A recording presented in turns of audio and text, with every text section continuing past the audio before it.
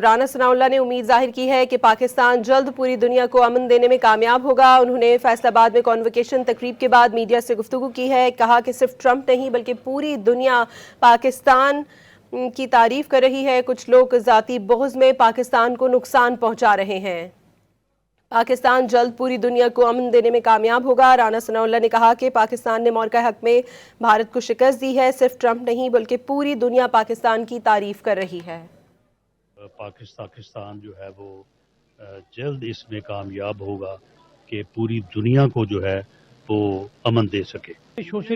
دیکھیں social media میں بعض لوگ ہیں جن کی ذاتی گھٹیا سیاست، جن کا بغض جو ہے وہ تو آپ کے علم میں ہے کہ مارکہ حق کے اوپر بھی انہوں نے پہلے کوشش کی تھی کہ اس وقت بھی جو ہے وہ پاکستان کے یعنی تشخص کو جو ہے وہ بگاڑا جائے، تو ان سے تو آپ کچھ بھی توقع کر سکتے ہیں۔ وہ اپنے ذاتی بغض اور عناد کی بنیاد کے اوپر وہ پاکستان کو نقصان پہنچانے سے بھی جو ہے وہ باز نہیں رہتے۔